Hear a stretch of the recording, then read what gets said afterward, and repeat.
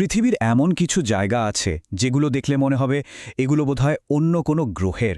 আজকে আমরা পৃথিবীর এমনই কিছু লুকানো সৌন্দর্য আর বৈচিত্র্যের গভীরে যাব। এই পুরো এক্সপ্লেনার বা বিশ্লেষণটিতে আমরা এমন কিছু অদ্ভুত প্রাকৃতিক গঠন আর অজানা রহস্য উন্মোচন করব যা আক্ষরিক অর্থেই আপনার চেনা পৃথিবীর ধারণাকে পুরোপুরি পাল্টে দেবে। মানে কল্পনার চেয়েও অনেক বেশি রোমাঞ্চকর কিছু একটা অপেক্ষা করছে সবার জন্য। ঠিক আছে, চলুন একদম প্রথমেই এই ব্যাপারটার গভীরে ঢোকা যাক। একটু ভাবুন তো, আশেপাশে কোনো আগ্নেয়গিরি নেই, অথচ একটা নদীর পানি এতটাই টকবক করে ফুটছে যে সেখানে কোনো প্রাণী পড়লে একদম জীবন্ত সেদ্ধ হয়ে যাবে। কি সায়েন্স ফিকশন মনে হচ্ছে, তাই না? সাধারণ যুক্তি তো বলে ফুটন্ত নদীর জন্য অন্তত একটা অ্যাক্টিভ ভলক্যানো বা আগ্নেয়গিরি দরকার, কিন্তু প্রকৃতি মাঝে মাঝেই তার নিজের নিয়ম নিজেই ভাঙে। আর এই অসম্ভব ব্যাপারটাই কিন্তু একদম সত্যি। পেরুর অ্যামাজন রেইন ফরেস্টের গহীন জঙ্গলে সত্যি এমন একটা নদী আছে, নাম সানাই টিম্পিস্কা, অনেকে একে রিভার অফ ডেথ বলেও ডাকে। এটা কোনো মিথ বা গল্পকথার নদী নয়। বিজ্ঞানীরা প্রমাণ করেছেন যে প্রায় ৪ মাইল দীর্ঘ এই নদীর পানির তাপমাত্রা ১২০ থেকে ২০০ ডিগ্রি ফারেনহাইট পর্যন্ত উঠে যায়। মানে জাস্ট ভাবা যায়, কোনো প্রাণী একবার এই ফুটন্ত স্রোতে পড়লে মুহূর্তের মধ্যে সেদ্ধ হয়ে মারা যাবে। আর সবচেয়ে পাগলাটে ব্যাপারটা কি জানেন? এর ৪০০ মাইলের মধ্যেও কোনো আগ্নেয়গিরির অস্তিত্ব নেই। তো আগ্নেয়গিরি ছাড়া এত তাপ আসছে কোথা থেকে? এর পেছনের সায়েন্সটা আসলে দারুণ ইন্টারেস্টিং। মূলত পৃথিবীর পৃষ্ঠের অনেক গভীরে থাকা জিওথার্মাল বা ভূতাপীয় প্রস্রবণ থেকে এই প্রচণ্ড তাপ তৈরি হয়।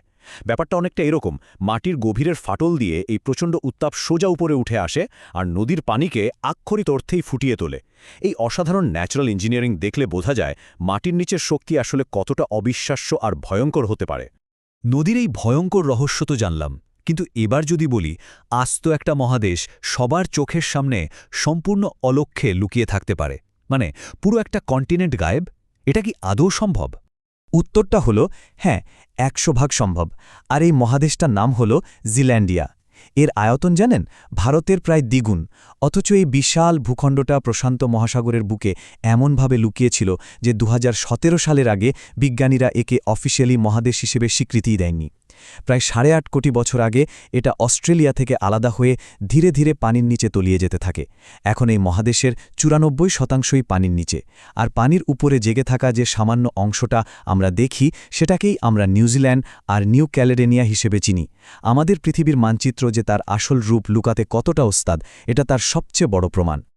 জিল্যান্ডিয়ার মতো আস্ত মহাদেশ যখন পানির নিচে হারিয়ে যেতে পারে, তখন জলের গভীরের এই অদ্ভুত জগৎটা নিয়ে আরও একটু খোঁজখবর করা তো বনতেই হ্যাঁ, তাই না? চলুন দেখি তরল পৃষ্ঠের নিচে আর কি কি রহস্য লুকিয়ে আছে। তো এখানকার সবচেয়ে গুরুত্বপূর্ণ বিষয়টি হল অ্যান্টার্কটিকার এই অদ্ভুত ব্লাড ফলস বা রক্তের জলপ্রপাত। বরফের সাদা রাজ্যের মাঝে টেইলর গ্লেসিয়ার থেকে উজ্জ্বল লাল রঙের এক অদ্ভুত স্রোত বেরিয়ে আসে, একদম টাটকা রক্তের মতো দেখতে। এর পেছনের রহস্যটা আসলে ভূতাত্ত্বিক আর রাসায়নিক। লক্ষ লক্ষ বছর ধরে মাটির নিচে একদম অক্সিজেন মুক্ত পরিবেশে আয়রন বা লোহা সমৃদ্ধ পানি আটকে ছিল। সেই পানি যখনই বরফের ফাটল দিয়ে বেরিয়ে এসে বাইরের বাতাসের অক্সিজেনের সংস্পর্শে আসে, তখনই ঘটে এক রাসায়নিক বিক্রিয়া। মানে সোজা কথায় পানিতে মরিচা ধরে যায় আর পানির রং হয়ে যায় একদম গাঢ় লাল। এখন এই স্লাইডের যে বিষয়টা সত্যি দারুণ কৌতূহল দীপক, তা হল ফিলিপাইনের এই অবিশ্বাস্য প্রাকৃতিক গঠন। এটাকে আপনি আক্ষরিক অর্থেই ভূগোলের একটা রাশিয়ান নেস্টিং ডল বলতে পারেন। ব্যাপারটা খেয়াল করুন, প্রশান্ত মহাসাগরের লুজন দ্বীপের ভেতরে আছে তাল হ্রদ, সেই হ্রদের মাঝখানে আছে একটা আগ্নেয়গিরি দ্বীপ, আবার সেই আগ্নেয়গিরির জ্বালামুখের ভেতরে আছে আরেকটি হ্রদ যার নাম ক্রেটার হ্রদ। আর চমকের এখানেই শেষ নয়, সেই ক্রেটার হ্রদের ঠিক মাঝখানে জেগে আছে আরও একটা ছোট্ট দ্বীপ, ভলকান পয়েন্ট। হাজার হাজার বছর ধরে চলা একাধিক আগ্নেয়গিরির অগ্নুৎপাত এই অবিশ্বাস্য ল্যান্ডস্কেপটা তৈরি করেছে। কি অসাধারণ, তাই না? পানির নিচে লুকিয়ে থাকা বিস্ময়ের কিন্তু এখানেই শেষ নয়। আধুনিক সোনার প্রযুক্তির সাহায্যে বিজ্ঞানীরা কৃষ্ণসাগর মানে ব্ল্যাক সিয়ের নিচে আস্ত একটা নদীর সন্ধান পেয়েছেন। এবং এটা কিন্তু সাধারণ কোনো স্রোত নয়, এর রীতিমতো নিজস্ব জলপ্রপাত, তীব্র স্রোত আর নদীর তীরও আছে। ভূমধ্যসাগরের ভারী আর লবণাক্ত পানি যখন কৃষ্ণসাগরের তুলনামূলক হালকা পানির নিচে প্রবেশ করে, তখনই এই বিশাল নদীর সৃষ্টি হয়। এর বিশালতা আসলে এতটাই বেশি যে এই নদীটা যদি মাটির উপরে থাকত, তবে পানি প্রবাহের দিক থেকে এটি হতো গোটা পৃথিবীর ৬ষ্ঠ বৃহত্তম নদী। জাস্ট অকল্পনীয়। সমুদ্র আর হ্রদের এই গভীর জলজ রহস্যগুলো তো দেখলাম। এবার চলুন জলের নিচ থেকে উঠে এসে পৃথিবীর ভূপৃষ্ঠের চরম এবং অবিশ্বাস্য কিছু ভৌগোলিক গঠনের দিকে তাকাই। এই তথ্যগুলো আক্ষরিক অর্থেই আমাদের চেনা আকারের ধারণাকে পুরোপুরি উল্টে দেবে। এবং এটি চমৎকারভাবে তুলে ধরে যে আয়তনের দিক থেকে আমাদের পৃথিবীর দেশগুলো কতটা বিশাল হতে পারে। রাশিয়ার বিশালতা আসলে এমন একটা পর্যায়ে পৌঁছেছে যা মহাকাশের একটা গোটা গ্রহের আয়তনকেও হার মানায়। বামন গ্রহ প্লুটোর মোট পৃষ্ঠতলের আয়তন হচ্ছে 1,66,00,000 বর্গ কিলোমিটার, আর অন্যদিকে শুধুমাত্র রাশিয়ার আয়তনই হল 1,70,00,000 বর্গ কিলোমিটার। মানে পুরো প্লুটো গ্রহটাকে এনে যদি রাশিয়ার ভূখণ্ডের ওপর বসিয়ে দেওয়া হয়, তারপরেও রাশিয়ার বেশ কিছুটা জায়গা ফাঁকা পড়ে থাকবে। এই বিশাল দেশটি একা 11টি টাইম জোন বা সময় অঞ্চল জুড়ে বিস্তৃত। আবার আয়তনের সাথে জনসংখ্যার অদ্ভুত এক বৈপরীত্য আমাদের এই পৃথিবীতে আছে। যেমন ধরুন বিশ্বের দ্বিতীয় বৃহত্তম দেশ কানাডা, বিশাল এক ভূখণ্ড, কিন্তু এর মোট জনসংখ্যা কত জানেন? মাত্র 4 কোটির কাছাকাছি। অন্যদিকে মার্কিন যুক্তরাষ্ট্রের শুধুমাত্র একটি অঙ্গরাজ্য ক্যালিফোর্নিয়ার জনসংখ্যায় প্রায় 3,90,00,000। একটু ভেবে দেখুন, কানাডার ওই বিশাল ফাঁকা প্রান্তরের বিপরীতে ক্যালিফোর্নিয়ার মতো একটা ছোট জায়গায় কত তীব্র জনঘনত্ব তৈরি হয়েছে। এই বৈপরীত্যটা সত্যি অবাক করার মতো। আয়তন আর জনসংখ্যার পর এবার পৃথিবীর গভীরতার একটা অবিশ্বাস্য রেকর্ডের কথা বলি। 12,262 মিটার। হ্যাঁ, ঠিকই শুনেছেন। এটি হলো রাশিয়ার কোলা সুপারডিপ বোরহোল নামের একটি গর্তের গভীরতা।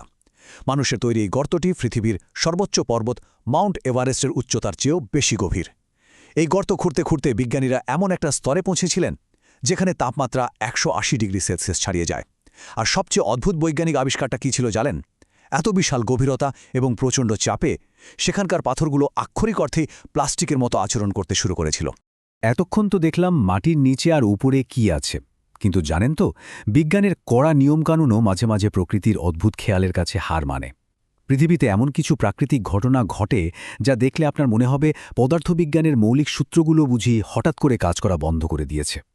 জলপ্রপাত শব্দটা শুনলেই আমাদের চোখের সামনে ভাসে পাহাড়ের ওপর থেকে নিচে পানি পড়ার দৃশ্য, তাই না? এটাই তো গ্র্যাভিটি বা মাধ্যাকর্ষণ। কিন্তু আয়ারল্যান্ডের ক্লিফস অফ মোহা আর ফ্যারো দ্বীপপুঞ্জে এমন কিছু জলপ্রপাত রয়েছে যেগুলো উল্টো দিকে প্রবাহিত হয়, মানে নিচ থেকে সোজা ওপরের দিকে। প্রচণ্ড সামুদ্রিক ঝড়ের সময় আটলান্টিকের প্রবল বাতাস যখন তীব্র বেগে পাহাড়ের গায়ে ধাক্কা খায়, তখন তা জলপ্রপাতের পতিত পানিকে উল্টো দিকে আকাশে উড়িয়ে দেয়। মাধ্যাকর্ষণকে কাঁচকলা দেখিয়ে তৈরি হওয়া এই উল্টোমুখী জলপ্রপাত সত্যি প্রকৃতির এক জাদুকরী রূপ। মাধ্যাকর্ষণকে অমান্য করার মতোই আরেকটা রহস্য হল ক্যালিফোর্নিয়ার ডেথ ভ্যালির সেইলিং স্টোনস বা ভাসমান পাথর। শত শত পাউন্ড ওজনের এই বিশাল পাথরগুলো জনমানবহীন মরুভূমির বুকে নিজে থেকেই দীর্ঘ পথ পাড়ি দেয় আর পেছনে রেখে যায় একদম নিখুঁত সোজা দাগ। কোনো মানুষ বা প্রাণী এদের ধাক্কা দেয় না। দশকের পর দশক ধরে এটা একটা অমীমাংসিত রহস্য ছিল। পরে বিজ্ঞানীরা আবিষ্কার করেন আসল কারণ। তীব্র শীতের রাতে মাটির ওপর পাতলা বরফের স্তর জমে, আর দিনের বেলা তা গলতে শুরু করলে মরুভূমির প্রবল বাতাস এই ভারী পাথরগুলোকে সেই পিচ্ছিল বরফের ওপর দিয়ে স্লাইড করে, মানে পিছলে এগিয়ে নিয়ে যায়। রহস্যের দারুণ একটা বৈজ্ঞানিক সমাধান, তাই না? আচ্ছা, এতক্ষণ ধরে তো পৃথিবীর নানা অদ্ভুত আর অজানা রহস্য নিয়ে অনেক আলোচনা হলো। এবার একটু দেখা যাক পৃথিবীর লুকানো কিছু ভৌগোলিক তথ্য সম্পর্কে আপনার ধারণা কেমন। চলুন একটা ছোট্ট এবং মজাদার কুইজ পর্বে অংশগ্রহণ করা যাক। রেডি? প্রথম প্রশ্ন, পৃথিবীর সবচেয়ে প্রাচীন এবং সবচেয়ে বেশি পিরামিড আছে কোন দেশে? এই প্রশ্নটা শোনার পর খুব স্বাভাবিকভাবেই সবার প্রথমে মিশরের নামটা আপনার মাথায় আসবে। মিশর তো তার আইকনিক পিরামিডগুলোর জন্যই বিশ্বখ্যাত, তাই না? কিন্তু আমি আগেই বলে দিচ্ছি, একটু অন্যভাবে ভাবুন, কারণ আপনার অবভিয়াস উত্তর মিশর একদম ভুল। ভাবার জন্য একটু সময় নিন। সঠিক উত্তরটি হল সুদান। অবাক হলেন? মিশরে যেখানে এ যাবৎ 118টি পিরামিডের সন্ধান পাওয়া গেছে, সেখানে তার প্রতিবেশী দেশ সুদানে রয়েছে 200টিরও বেশি প্রাচীন পিরামিড। প্রাচীন কুশ রাজ্যের রাজারাই পিরামিডগুলো নির্মাণ করেছিলেন, যা আজও বিশ্ববাসী চোখের আড়ালে এক অজানা রত্ন হিসেবে মরুভূমিতে দাঁড়িয়ে আছে। এবার কুইজের শেষ প্রশ্ন। পৃথিবীর কোন মহাদেশটি একই সাথে উত্তর, দক্ষিণ, পূর্ব এবং পশ্চিম এই 4টি গোলার্ধেই অবস্থান করছে? চোখ বন্ধ করে পৃথিবীর মানচিত্রটা একবার মনে মনে কল্পনা করুন তো। এমন কোনো ভূখণ্ডের কথা কি মনে পড়ছে যা পৃথিবীর একেবারে কেন্দ্রস্থলে অবস্থিত হয়ে প্রতিটি গোলার্ধের সাথেই সংযুক্ত? সেই অনন্য মহাদেশটি হল আফ্রিকা। এটি পৃথিবীর একমাত্র মহাদেশ যা একই সাথে 4টি গোলার্ধে বিরাজমান। নিরক্ষরেখা বা ইকুয়েটর এবং মূল মধ্যরেখা বা প্রাইম মেরিডিয়ান, এই দুটো রেখাই মহাদেশটির ওপর দিয়ে গেছে।